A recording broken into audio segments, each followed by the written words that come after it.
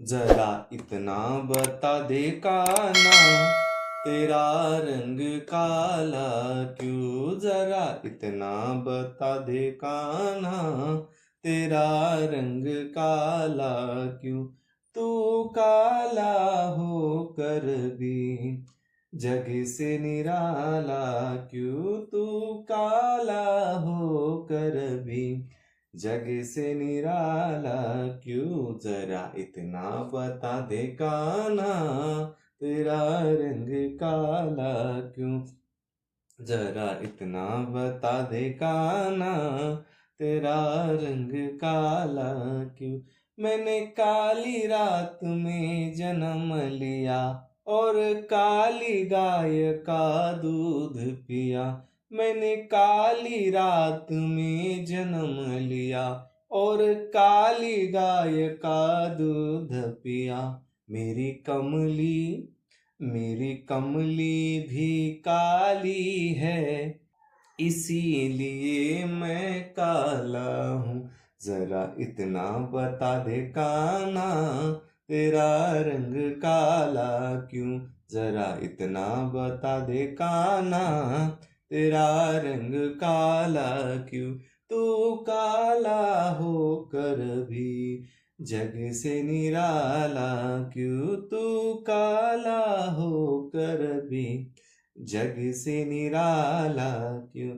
सखी रोज ही घर में बुलाती है और माखन बहुत खिलाती है। सखी रोज ही घर में बुलाती है और माखन बहुत खिलाती है। सखियों का दिल काला, इसीलिए काला हूँ। सखियों का दिल काला, इसीलिए काला हूँ। जरा इतना बता दे कान्हा, तेरा रंग काला क्यों? जरा इतना बता दे कान्हा, तेरा रंग काला क्यों? तू काला होकर भी जग से निराला क्यों? तू काला होकर भी जग से निराला क्यों? मैंने काली नाग पर नाच लिया और कालिया को मार दिया। मैंने काले नाग पर नाच लिया और कालिया को मार दिया। नागों का रंग काला, इसीलिए काला हूँ। नागों का रंग काला, इसीलिए काला हूँ। जरा इतना बता दे कान्हा, तेरा रंग काला क्यों? जरा इतना बता दे कान्हा, तेरा रंग काला क्यों? तू काला होकर भी जग से निराला क्यों? तू काला होकर भी जग से निराला क्यों? सखी नैनों में कजरा लगाती है और नैनों में मुझे बिठाती है। सखी नैनों में कजरा लगाती है और नैनों में मुझे बिठाती है। काजल का रंग काला, इसीलिए काला हूँ। काजल का रंग काला, इसीलिए काला हूँ। जरा इतना बता दे कान्हा, तेरा रंग काला क्यों? जरा इतना बता दे कान्हा, तेरा रंग काला क्यों? तू काला होकर भी जग से निराला क्यों? तू काला होकर भी जग से निराला क्यों? सियावर रामचंद्र की जय, पवन सूत हनुमान की जय, उमापति महादेव की जय। जय जय श्री राधे श्याम। पिछले भाग में हमने ध्रुव का वन में गमन यह कथा सुनी। अब इस भाग में हम ध्रुव का वर पाकर घर लौटना, यह कथा अपने हरि उद्योग इस चैनल के माध्यम से सुनेंगे। तो आइए कथा में प्रवेश करते हैं। श्री गणेशाय नमः, श्री सरस्वती नमः, श्री सांब सदा शिवाय नमः। नैमिषे सुतमासिनं भिवाद्य महामतिं, कथा अमृत रसास्वाद कुशलः सौनको ब्रवीत। श्री मैत्रेय जी कहते हैं, विदुर जी, भगवान के इस प्रकार आश्वासन देने से देवता का भय जाता रहा और वे उन्हें प्रणाम करके स्वर्ग लोक को चले गए। तदंतर विराट स्वरूप भगवान गरुड़ पर चढ़कर अपने भक्तों को देखने के लिए मधुवन में आए। उस समय ध्रुव जी तीव्र योगाभ्यास से एकाग्र हुए। बुद्धि के द्वारा भगवान की बिजली के समान दैदीप्यमान जिस मूर्ति का अपने हृदय कमल में ध्यान कर रहे थे, वह सहसा विलीन हो गई। इससे घबराकर उन्होंने जो ही नेत्र खोले कि भगवान के उसी रूप को बाहर अपने सामने खड़ा देखा। प्रभु का दर्शन पाकर बालक ध्रुव को बड़ा कुतूहल हुआ। वे प्रेम से अधीर हो गए। उन्होंने पृथ्वी पर दंड के समान लौटकर उन्हें प्रणाम किया। फिर वे इस प्रकार प्रेम भरी दृष्टि से उनकी ओर देखने लगे, मानो नेत्रों से उन्हें पी जाएंगे, मुख से चूम लेंगे और भुजाओं में कस लेंगे। वे हाथ जोड़े प्रभु के सामने खड़े थे और उनकी स्तुति करना चाहते थे, परंतु किस प्रकार करें यह नहीं जानते थे। सर्वांतर्यामी हरि उनके मन की बात जान गए। उन्होंने कृपा पूर्वक अपने वेदमय शंख को उनके गाल से छुआ दिया। ध्रुव जी भविष्य में अविचल पद प्राप्त करने वाले थे। इस समय शंख का स्पर्श होते ही उन्हें वेदमयी दिव्यवाणी प्राप्त हो गई और जीव तथा ब्रह्म के स्वरूप का भी निश्चय हो गया। अत्यंत भक्ति भाव से धैर्य पूर्वक विश्वविख्यात कीर्तिमान श्री हरि की स्तुति करने लगे। ध्रुव जी ने कहा, प्रभो आप सर्वशक्तिमान हैं।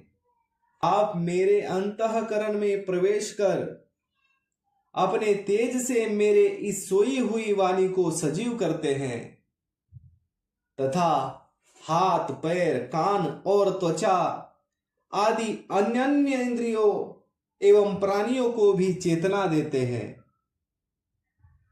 मैं आप अंतर्यामी भगवान को प्रणाम करता हूं।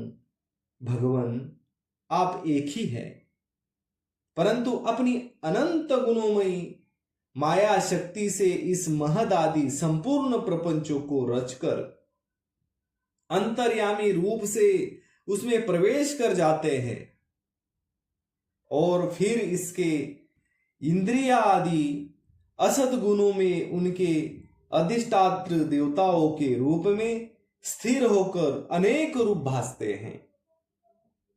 ठीक वैसे ही जैसे तरह तरह की लकड़ियों में प्रकट हुई आग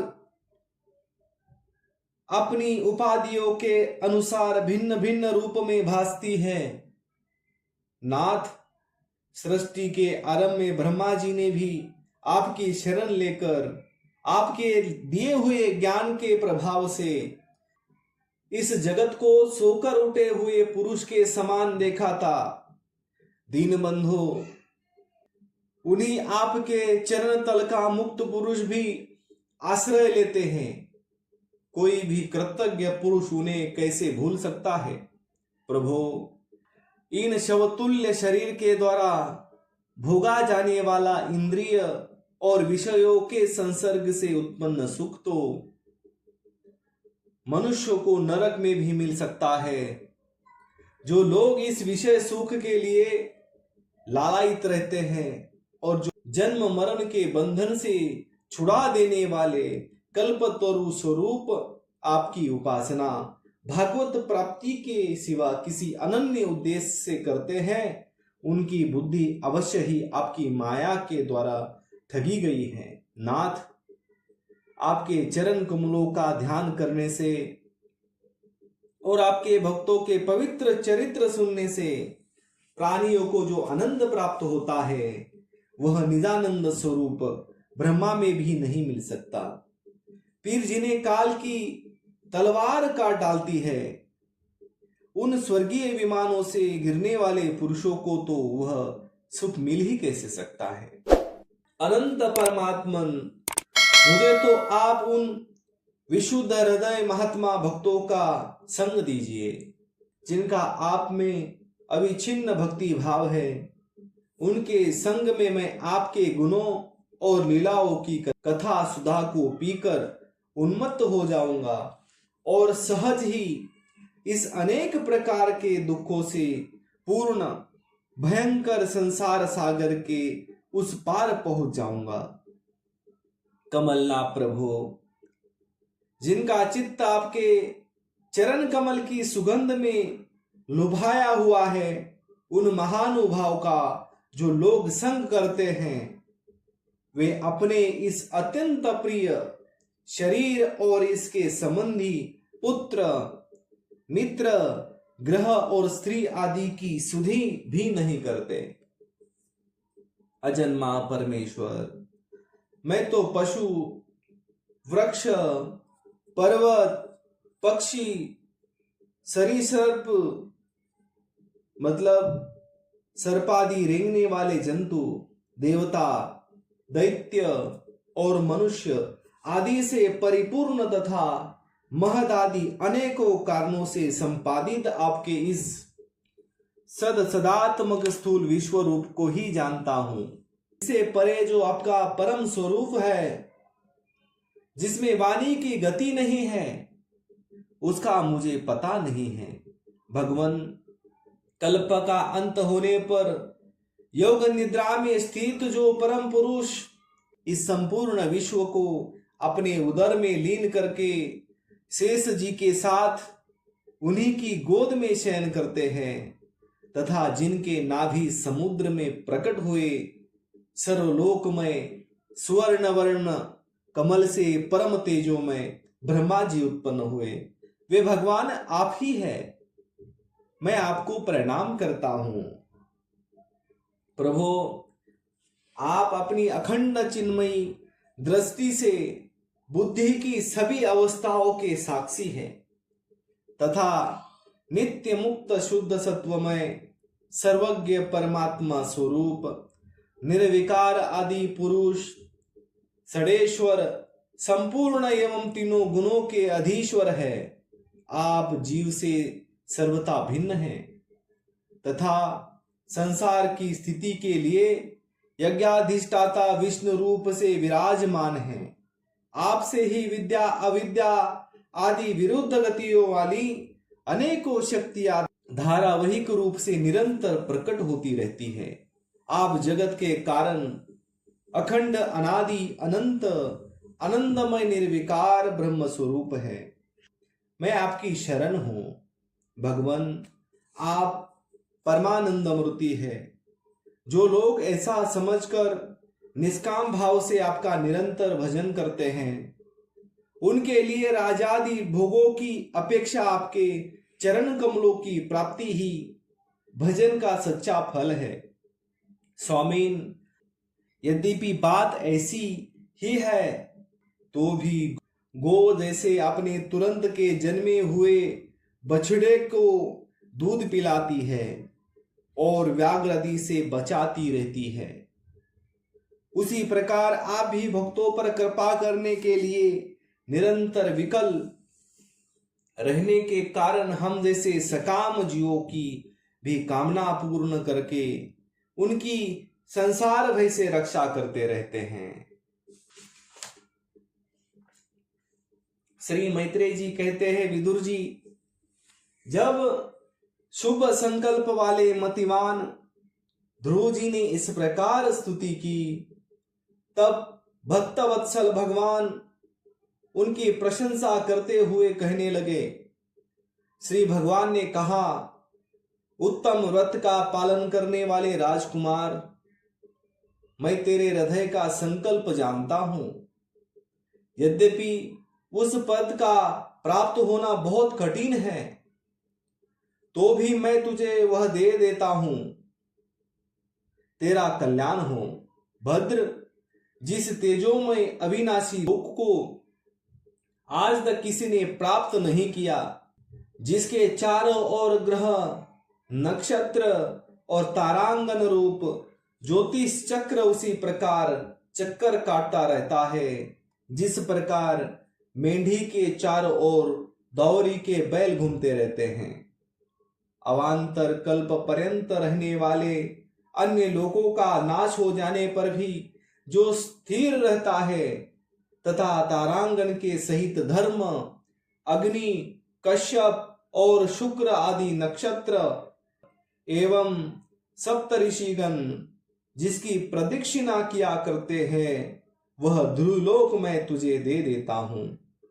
यहां भी जब तेरे पिता तुझे राज सिंहासन देकर वन को चले जाएंगे, तब तू 36,000 वर्ष तक धर्म पूर्वक पृथ्वी का पालन करेगा। तेरी इंद्रियों की शक्ति जो की त्यों बनी रहेगी। आगे चलकर किसी समय तेरा भाई उत्तम शिकार खेलता हुआ मारा जाएगा, तब उसकी माता सुरुचि पुत्र प्रेम में पागल होकर उसे वन में खोजती हुई दावानल में प्रवेश कर जाएगी। यज्ञ मेरी प्रिय मूर्ति है।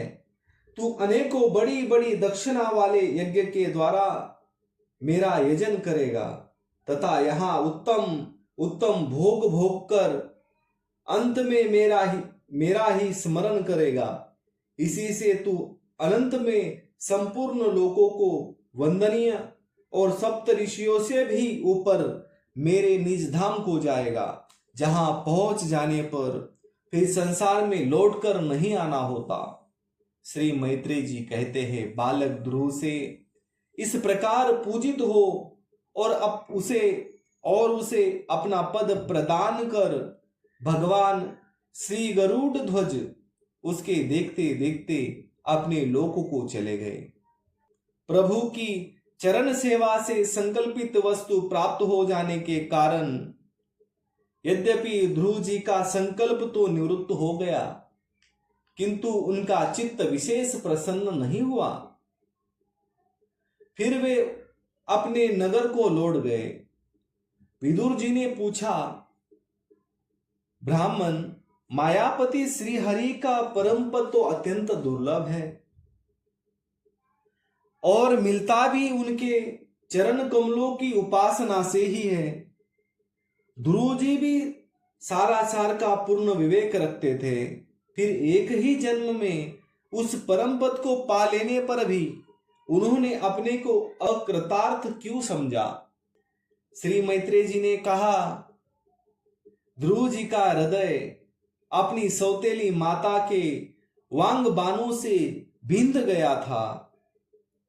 वर मांगने के समय भी उन्हें उनका स्मरण बना हुआ था। इसी से उन्होंने मुक्तिदाता श्री हरि से मुक्ति नहीं मांगी। अब जब भागवत दर्शन से वह मनोमालिन्य दूर हो गया, तो उन्हें अपनी इस भूल के लिए पश्चाताप हुआ। ध्रुव जी मन ही मन कहने लगे, अहो सनकादि ऊर्ध्वरेता नैष्टिक ब्रह्मचारी, सिद्ध भी जिन्हें समाधि द्वारा अनेकों जन्मों में प्राप्त कर पाते हैं, उन भगवत चरणों की छाया को मैं 6 महीने में ही पा लिया। किंतु चित्त में दूसरी वासना रखने के कारण मैं फिर उनसे दूर हो गया। अहो मुझ मंद भाग्य की मूर्खता तो देखो, मैं संसार पाश को काटने वाले प्रभु के पाद पद्मों में पहुंचकर भी उनसे नाशवान वस्तु की ही याचना की। देवताओं को स्वर्गलोक के पश्चात फिर नीचे गिरना होता है, इसलिए वे मेरे भगवत प्राप्ति रूप उच्च स्थिति को सहन नहीं कर सके, अतः उन्होंने ही मेरी बुद्धि को नष्ट कर दिया। तभी तो मुझ दुष्ट ने नारद जी की यथार्थ बात भी स्वीकार नहीं की। यद्यपि संसार में आत्मा के सिवा दूसरा कोई भी नहीं है, तथापि सोया हुआ मनुष्य जैसे स्वप्न में अपनी ही कल्पना किए हुए व्याघ्रादि से डरता है, उसी प्रकार मैं भी भगवान की माया से मोहित होकर भाई को ही शत्रु मान लिया और व्यर्थ ही द्वेष रूप हार्दिक रोग से जलने लगा, जिन्हें प्रसन्न करना अत्यंत कठिन है। उन्हीं विश्वात्मा श्री हरि को तपस्या द्वारा प्रसन्न करके मैंने जो कुछ मांगा है वह सब व्यर्थ है। ठीक उसी तरह जैसे गतायु पुरुष के लिए चिकित्सा व्यर्थ होती है, अहो मैं बड़ा भाग्यहीन हूं। संसार बंधन का नाश करने वाले प्रभु से मैंने संसार ही मांगा। मैं बड़ा ही पुण्यहीन हूं। जिस प्रकार कोई कंगाल किसी चक्रवर्ती सम्राट को प्रसन्न करके उसी से तुष सहित चावल की कनी मांगे, उसी प्रकार मैंने भी आत्मानंद प्राप्त करने वाले श्री हरि से मूर्खतावश व्यर्थ का अभिमान बढ़ाने वाले उच्च पदादि ही मांगे हैं। श्री मैत्रेय जी कहते हैं, तात तुम्हारी तरह जो लोग श्री मुकुंद पादारविंद मकरंद के ही मधुकर है, जो निरंतर प्रभु की चरण रज का ही सेवन करते हैं और जिनका मन अपने आप ही आई हुई सभी परिस्थितियों में संतुष्ट रहता है, वे भगवान से उनकी सेवा के सिवा अपने लिए कोई भी पदार्थ नहीं मांगते। इधर जब राजा उत्तानपाद ने सुना कि उसका पुत्र ध्रुव घर लौट आ रहा है, तो उन्हें इस बात पर वैसे ही विश्वास नहीं हुआ। जैसे कोई किसी के यमलोक से लौटने पर विश्वास न करे, उन्होंने यह सोचा कि मुझ अभागे को ऐसा भाग्य कहां है। परंतु फिर उन्हें देवर्षि नारद की बात याद आ गई। इसे उनका इस बात में विश्वास हुआ और वे आनंद के वेग से अधीर हो गए। उन्होंने अत्यंत प्रसन्न होकर यह समाचार लाने वाले को एक बहुमूल्य हार दिया। राजा उत्तानपाद ने पुत्र का मुख देखने के लिए उत्सुक होकर बहुत से ब्राह्मण कुल के बड़े बड़े मंत्री और बंधुजनों को साथ लिया तथा एक बढ़िया घोड़ों वाले स्वर्ण जटित रथ पर सवार होकर वे झटपट नगर के बाहर आए। उनके आगे आगे वेद ध्वनि होती जाती थी तथा शंख, दुदुम्बी एवं वंशी आदि अनेकों मांगलिक बाजे बजते जाते थे। उनकी दोनों रानियां सुनीति और सुरुचि भी स्वर्णमय आभूषणों से विभूषित हो राजकुमार उत्तम के साथ पालकियों पर चढ़कर चल रही थी। ध्रुव जी उपवन के पास आ पहुंचे। उन्हें देखते ही महाराज उत्तानपाद तुरंत रथ से उतर पड़े। पुत्र को देखने के लिए वे बहुत दिनों से उत्कंठित हो रहे थे। उन्होंने झटपट आगे बढ़कर प्रेमातुर हो लंबी लंबी सांसें लेते हुए ध्रुव को भुजाओं में भर लिया। अब ये पहले के ध्रुव नहीं थे। प्रभु के परम पुनीत पाद पद्मों का स्पर्श होने से इनके समस्त पाप बंधन कट चुके थे। राजा उत्तानपाद की यह बहुत बड़ी कामना पूर्ण हो गई। उन्होंने बार बार पुत्र का सिर सूंघा और आनंद तथा प्रेम के कारण निकलने वाले ठंडे ठंडे आंसुओं से उन्हें नहला दिया। तदंतर सज्जनों में अग्रगण्य ध्रुव जी ने पिता के चरणों में प्रणाम किया और उनसे आशीर्वाद पाकर कुशल प्रश्नादि से सम्मानित हो दोनों माताओं को प्रणाम किया। छोटी माता सुरुचि ने अपने चरणों पर झुके हुए बालक ध्रुव को उठाकर हृदय से लगा लिया और आश्रु गदगद वाणी से चिरंजीवी रहो ऐसा आशीर्वाद दिया। जिस प्रकार जल स्वयं ही नीचे की ओर बहने लगता है, उसी प्रकार मैत्री आदि गुणों के कारण जिस पर श्री भगवान प्रसन्न हो जाते हैं, उसके आगे सब जीव झुक जाते हैं। इधर उत्तम और ध्रुव दोनों ही प्रेम से विलय होकर मिले। एक दूसरे के अंगों का स्पर्श पाकर उन दोनों के ही शरीर में रोमांच हो आया तथा नेत्रों से बार बार आंसुओं की धारा बहने लगी। ध्रुव की माता सुनीति अपने प्राणों से भी प्यारे पुत्र को गले लगाकर सारा संताप भूल गई। उसके सुकुमार अंगों के स्पर्श से बड़ा ही आनंद प्राप्त हुआ। वीरवर विदुर जी वीर माता सुनीति के स्तन उसके नेत्रों से झरते हुए मंगलमय आनंद आश्रुओं से भीग गए और उनसे बार बार दूध बहने लगा। उस समय पूर्वासी लोग उनकी प्रशंसा करते हुए कहने लगे, महारानी जी, आपका लाल बहुत दिनों से खोया हुआ था, सौभाग्यवश आप वह लौट आ गया है। यह हम सबका दुख दूर करने वाला है, बहुत दिनों तक भूमंडल की रक्षा करेगा। आपने अवश्य ही शरणागत भय भजन श्री हरि की उपासना की है।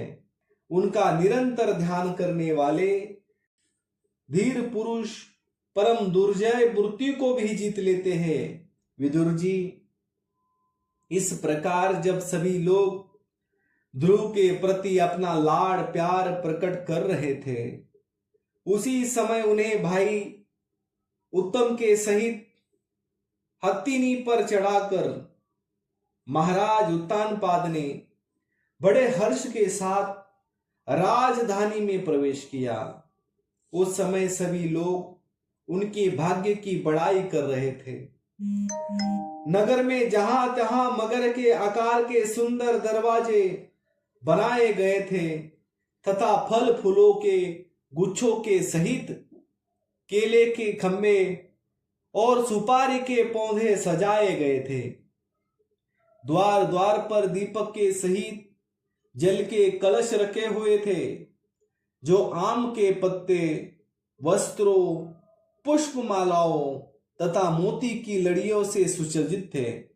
जिन अनेकों परकोटों, फाटकों और महलों से नगरी सुशोभित थी, उन सबको स्वर्ण की सामग्रियों से सजाया गया था तथा उनके कैंगुरे विमानों के शिखरों के समान चमक रहे थे। नगर के चौक, गलियां, अटारियां, सड़कों को झाड़ बुहार कर उन पर चंदन का छिड़काव किया गया था। अहो, जहां तहां खीर, चावल, पुष्प, फल, जौ एवं अन्य मांगलिक उपहार सामग्रियां सजी रखी थी। ध्रुव जी राजमार्ग से जा रहे थे। उस समय जहां तहां नगर की शीलवती सुंदरिया उन्हें देखने को एकत्र हो रही थी। उन्होंने वत्सल्य भाव से अनेकों शुभाशीर्वाद देते हुए उन पर सफेद सरसों, अक्षत, दही, जल, दुर्वा, पुष्प और फूलों की वर्षा की। इस प्रकार उनके मनोहर गीत सुनते हुए ध्रुव जी ने अपने पिता के महल में प्रवेश किया। वह श्रेष्ठ भवन महामूल्य मणियों की लड़ियों से सुसज्जित था। उसमें अपने पिता के लाड़ प्यार का सुख भोगते हुए वे उसी प्रकार आनंद पूर्वक रहने लगे जैसे स्वर्ग में देवता लोग रहते हैं। वहां दूध के फेन के समान सफेद और कोमल शय्याएं, हाथी दांत के पलंग, सुनहरी कामदार पर्दे, बहुमूल्य आसन और बहुत सा सोने का सामान था। उसकी स्फटिक और महामरकत मणि मतलब पन्ने की दीवारों से रत्नों की बड़ी हुई स्त्री मूर्तियों पर रखे हुए माणिकमय दीपक जगमगा रहे थे। उस महल के चारों ओर अनेक जाति के दिव्य वृक्षों से सुशोभित उद्यान थे, जिनमें नर और मादा पक्षियों का कलरव तथा मत वाले भौरों का गुंजार होता रहता था। उन बगीचों में वैदूर्य मणि पुखराज की सीढ़ियों से सुशोभित बावलियां थी, जिनमें लाल नीले सफेद रंग के कमल खिले रहते थे तथा हंस, कारंडव, चकवा एवं सारस आदि पक्षी क्रीड़ा करते रहते थे। राजर्षि उत्तानपाद ने अपने पुत्र के अति अद्भुत प्रभाव की बात देवर्षि नारद जी से पहले ही सुन रखी थी। अब उसे प्रत्यक्ष वैसा ही देखकर उन्हें बड़ा आश्चर्य हुआ। फिर यह देखकर कि अब ध्रुव तरुण अवस्था को प्राप्त हो गए हैं, मात्य वर्ग उन्हें आदर की दृष्टि से देखते हैं तथा प्रजा का भी उन पर अनुराग है। उन्होंने उन्हें निखिल भूमंडल के राज पर अभिषिक्त कर दिया और आप वृद्धावस्था आई जानकर आत्मस्वरूप का चिंतन करते हुए संसार से विरक्त होकर वन को चल दिए। तो आज के लिए इतना ही। कर्पूर गौरम करुणावतारम संसार सारम भुजगेन्द्रहारम सदा वसंतम हृदयारविंदे भवम भवानी सहितम नमामि। सियावर रामचंद्र की जय, पवन सूत हनुमान की जय, उमापति महादेव की जय। जय जय श्री राधे श्याम। शेष चर्चा अगले भाग में।